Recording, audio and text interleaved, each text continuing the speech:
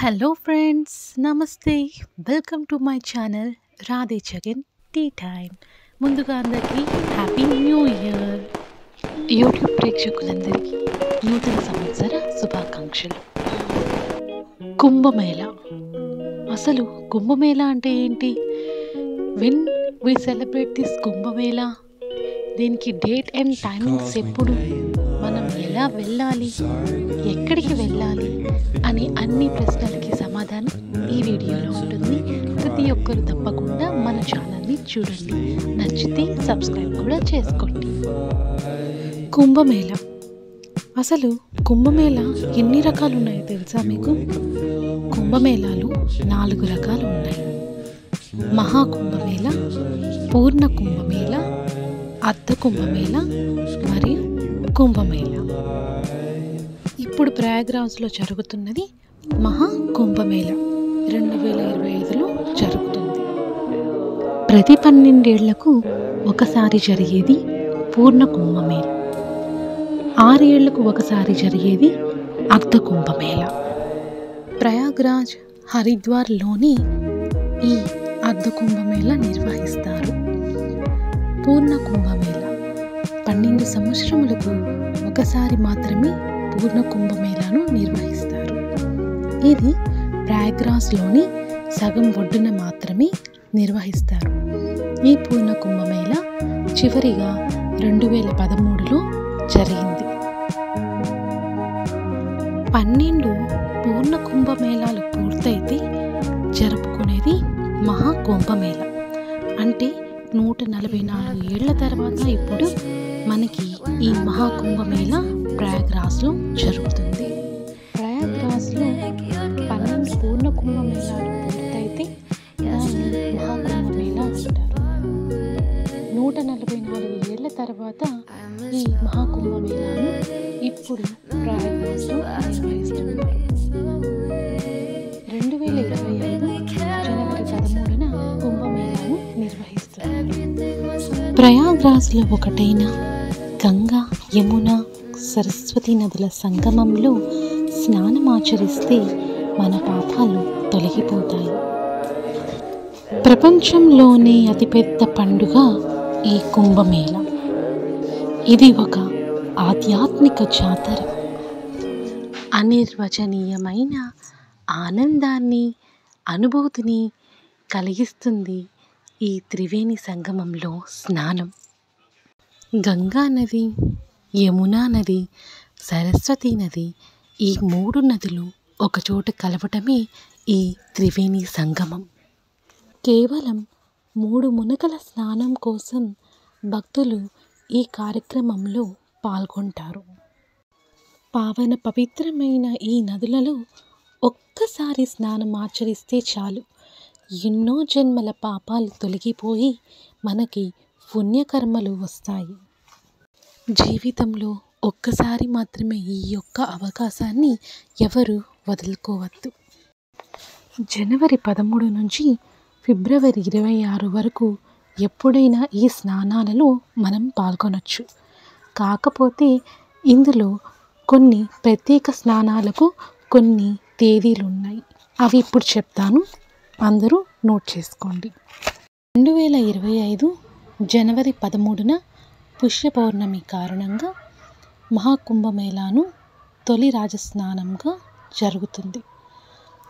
రెండో రాజస్నానం మకర సంక్రాంతి నాడు, అంటే జనవరి 14న జరుగుతుంది. మూడవ స్నానం అంటే మౌని అమావాస్య రోజున జనవరి 29వ తారీఖున జరుగుతుంది. నాలుగో స్నానం వసంత పంచమి నాడు ఫిబ్రవరి 3వ తారీఖున జరుగుతుంది. ఐదవ స్నానం ఫిబ్రవరి 12వ తారీఖున మాఘమాసంలో పౌర్ణిమ రాజు జరుగుతుంది. ఆరవ స్నానం ఫిబ్రవరి 26వ తారీఖున మహాశివరాత్రి రోజున, మహాకుంభమేళ చివరి రోజున జరుగుతుంది. ఈ ఏడాది మహాకుంభమేళాలో 5 కోట్ల పైగా జనాలు రావచ్చని తెలిపారు. 12 జ్యోతిర్లింగాలను సిద్ధం చేస్తున్నారు. 11,000 త్రిశూలాలను కూడా ఉపయోగిస్తున్నారు. ప్రారంభ నిర్మాణం సిద్ధం చేస్తున్నారు. మొదటి స్నానానికి ముందు మొత్తం 12 జ్యోతిర్లింగాలను సిద్ధం చేసి మొదటి స్నానానికి ముందు మహాకుంభానికి వచ్చే భక్తులకు ఇది ప్రత్యేక ఆకర్షణగా నిలుస్తుంది. మన హిందూ ధర్మంలో సనాతన ధర్మాన్ని సుప్రసిద్ధము చేయునది ఈ మహాకుంభమేళ. నదులను అమ్మలుగా భావించే దేశం మన భారతదేశం. జలం యొక్క పవిత్రత ఇలాంటి కుంభమేళాలు నిర్వహించడం వలన ఆ జలం మరింత పవిత్రమవుతుంది. ఈ కుంభమేళాలు నదులను శుభ్రం చేసి వాటి పవిత్రతను కాపాడుకోవడమే దీని ముఖ్య ఉద్దేశం. ఈ పవిత్రమైన త్రివేణి సంగమంలో దేవతలు కూడా స్వయంగా వచ్చి స్నానమాచరిస్తారు. ఇలాంటి నదులను పూజించడం మనకొక అమృత వరం అని చెప్పుకోవచ్చు. ఈ గంగా నది ఎక్కడ పుట్టిందో ఇప్పుడు మనం తెలుసుకుందాం. ఈ గంగా నది గంగోత్రి యొక్క హిమనినాదం యొక్క ధార.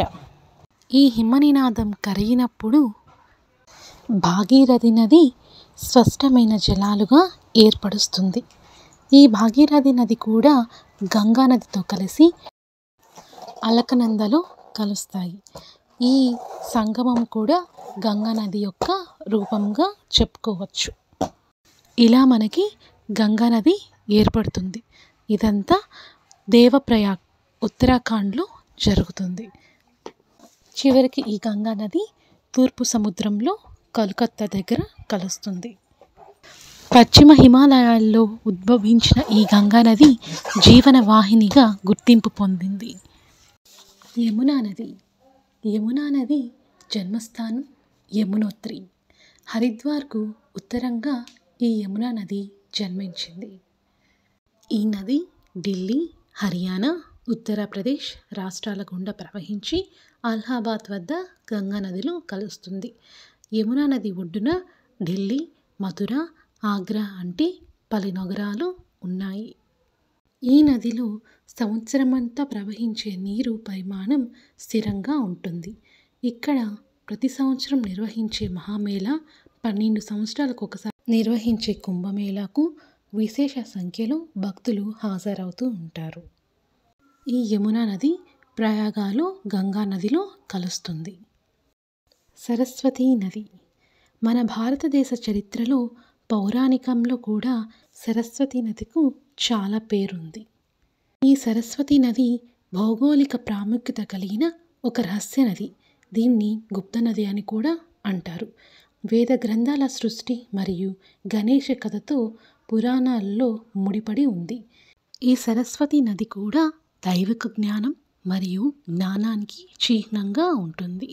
ఈ సరస్వతీ నది నీటి జాడ చాలామందికి కనిపించదు. ఇది భూగర్భంలో నుంచి ప్రవహిస్తూ ఉంటుంది. ఇలా ప్రవహించి ప్రయాగలో గంగా, యమున నదులతో కలిసి త్రివేణి సంగమంగా మారి ప్రయాగ్రాజ్లో ఈ త్రివేణి సంగమంలో స్నానమాచరిస్తే సర్వరోగాలు పోయి సుఖశాంతులు వస్తాయని చెప్తూ ఉంటారు. ఇక ఈ గంగా నది మనకు ఐశ్వర్యం ప్రసాదిస్తుంది. యమునా నది అరిష్టాలను తొలగిస్తుంది. ఈ సరస్వతి నది మనకు జ్ఞానాన్ని ప్రసాదిస్తుంది. అందుకే ఈ కుంభమేళాలో పాల్గొనాలని ప్రతి ఒక్కరికి చాలా ఆశగా ఉంటుంది. వృషభ రాశిలోకి గురుగ్రహం ఉన్నప్పుడు, సూర్యుడు మకర రాశిలోకి ప్రవేశించినప్పుడు, శని కుంభరాశిలోకి అడుగినప్పుడు మనకు ఈ మహాకుంభమేళాలు నిర్వహిస్తూ ఉంటారు. ఈ ప్రయాగ్రాజ్కు ఒక విశిష్టత ఉంది. బ్రహ్మదేవుడు ఇక్కడ యాగం చేశారని పురాణాలు చెబుతున్నాయి. సృష్టి యజ్ఞం కూడా ఇక్కడ చేశారట. అందుకనే ప్రయాగ్రాజ్కు అంత విశిష్టత ఉంది. ఈ మహాకుంభమేళాలో ఎక్కువగా అఘోరాలు, నాగసాధులు, సిద్ధయోగులు, మునులు మరియు చాలా దైవాత్మిక ఉన్న వారు ఈ నదిలో స్నానం చేస్తూ ఉంటారు. ఈ కుంభమేళాలో ఈ మునులు, నాగసాధువులు, అఘోరాలు ఎక్కడి నుంచి వస్తారో తెలీదు. కానీ ఆ సమయానికి వచ్చి వారు స్నానమాచరించి వెంటనే తిరుగు ప్రయాణం చేస్తూ ఉంటారు. కానీ వీరు వచ్చేది ఎవరికి తెలీదు. వీళ్ళు ఒక సూక్ష్మ రూపంలో వస్తుంటారని అక్కడ ప్రజలు చెప్తూ ఉంటారు. చాలామంది భక్తులు ఈ అఘోరాలను మరియు నాగసాధులను చూడడానికి అక్కడికి వస్తారు. ఎందుకంటే వాళ్ళ అనుగ్రహం మన మీద పడితే మనకు మంచి జరుగుతుందని ఒక మంచి ఉద్దేశం భక్తులలో ఉంది. ఈ అఘోరాలు నాగసాధువులు హిమాలయాల్లో, ఆరావళి పర్వతాలలో వృక్ష రూపంలో, సూక్ష్మ రూపంలో ఎక్కడో ఒక చోట ధ్యానం చేస్తూ ఉంటారు. ఆ శివుణ్ణి, ఆ విష్ణువుని ఎప్పుడు స్మరిస్తూ జ్ఞాన నిద్రలోకి వెళ్ళిపోతారు. వీళ్ళు చాలా శక్తిగల వాళ్ళు. వీళ్ళు సూక్ష్మ శరీరం కూడా పొందగలరు. ఇలా ఈ సాధువులు ఎంతోమంది ఇక్కడకు వస్తుంటారు. వేలల్లో కూడా ఇక్కడ యోగులు, నాగసాధువులు, అఘోరాలు వచ్చి స్నానం ఆచరించి త్రివేణి సంగమంలో ఈ పుణ్య ఫలితాన్ని వదిలి వెళ్తూ ఉంటారు. అందుచే మనం కూడా స్నానం ఆచరిస్తే మనకు కూడా సర్వశుభాలు జరుగుతాయని ఒక మంచి ఆలోచనతో ఈ కుంభమేళాను నిర్వహిస్తూ ఉంటారు. కుంభమేళాకు వచ్చిన వాళ్ళు ఇక్కడికి దగ్గరలోని కాశీ మరియు అయోధ్య, మధుర పలు దేవాలయాలు ఉన్నాయి. అక్కడికి కూడా వెళ్ళి దర్శనం చేసుకొని వెళ్ళొచ్చు. ఇబ్బంది ఏమీ ఉండదు. ఆటోస్, బస్సెస్, ట్రైన్స్ కూడా ఉంటాయి. కొన్ని ట్రస్టుల ద్వారా ఇక్కడ అన్నదానం కూడా జరుగుతూ ఉంటుంది. కాబట్టి తొక్కిసలాట లేకుండా నెమ్మదిగా వెళ్ళి ఆ నదిలో స్నానం ఆచరించి మీ పుణ్య ఫలితాన్ని పొందండి. ఈ కుంభమేళాలో ముఖ్యంగా చెప్పుకునే ఒక తేదీలు ఉన్నాయి. పుష్య పూర్ణిమ, మకర సంక్రాంతి, మౌని అమావాస్య, వసంత పంచమి, మాఘ పూర్ణిమ మరియు మహాశివరాత్రి. ఈ దినాల్లో స్నానం ఆచరిస్తే ఇంకా మంచి పుణ్య ఫలితం మనకు లభిస్తుంది. ఈ రోజే చేయాలని లేదు. మీకు ఎప్పుడు వీలైతే అప్పుడు వెళ్ళి తప్పకుండా మంచిగా స్నానం ఆచరించి రండి. తొక్కేసలాటలు ఇలా ఎవరు కూడా జరుపుకోవద్దు. నెమ్మదిగా వెళ్ళండి. ఆయుర ఆరోగ్యాలు మీకు తప్పకుండా లభిస్తాయి. అలానే ఆ గంగాజలాన్ని తీసుకొచ్చి మీ ఇంటి దగ్గర ఉన్న ప్రజలకు కూడా ఇస్తే ఇంకా మంచి జరుగుతుంది. కుంభమేళా అంటే ఏంటో మనం మరొకసారి వివరణగా చూద్దాం. కుంభం అంటే ఏంటి? నిండుగా ఉన్నది. ఒక కుండలో నిండుగా ఐశ్వర్యం ఉన్నదాన్ని కుంభమని అంటాం. అది ఎప్పుడు పడుతూ ఉంటుంది. అంటే సుఖ సంపదలు అన్నీ కూడా ఎప్పుడు మనకి నిండుగా ఉంటాయని అర్థం. ఇక మేళా అంటే మనం జరుపుకోవడం. ఇక్కడ ఎవరైనా ఈ 3 నదులు కలిసిన దగ్గర స్నానం ఆచరిస్తే అనంత కోటి పుణ్య ఫలితాలను పొందగలరని మహాకుంభమేళాను నిర్వహిస్తారు. ఓం నమః శివాయ, ఓం నమః శివాయ, ఓం నమః శివాయ, శ్రీ విష్ణు రూపాయ నమః శివాయ.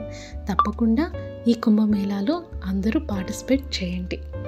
ఈ వీడియో కనుక మీకు నచ్చినట్లయితే తప్పకుండా మన ఛానల్ని సబ్స్క్రైబ్ చేయండి.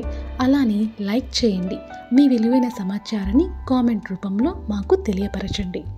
ఈ మహాకుంభమేళాకు ప్రయాగ్రాజ్కి ఎలా చేరుకోవాలి అని ఒక ట్రైన్ వీడియో నేను చేశాను. గుంటూరు నుంచి ఈ ట్రైన్ బయలుదేరుతుంది. సో ఆ వీడియోను కూడా తప్పకుండా చూడండి. ఇంకా ఏదైనా సందేహాలు ఉంటే కామెంట్లో తెలపండి. మరిన్ని ట్రైన్ డీటెయిల్స్ మేము తెలియజేస్తాము. Thanks for watching.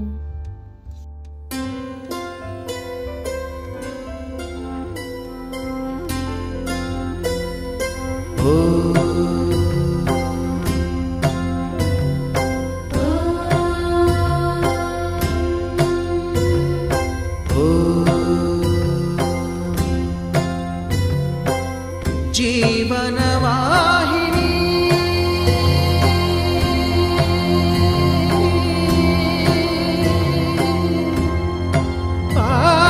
పావని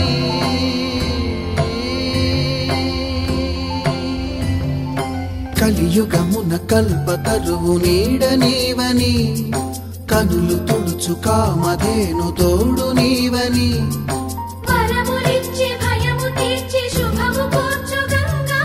నిను కొలిచిన చాలు నమ్మ సకల లోక పావని భూమిని తడిపి దివిగా మలచి సుడులు తిరుగు శుభగాత్రి గంగోత్రి గంగోత్రి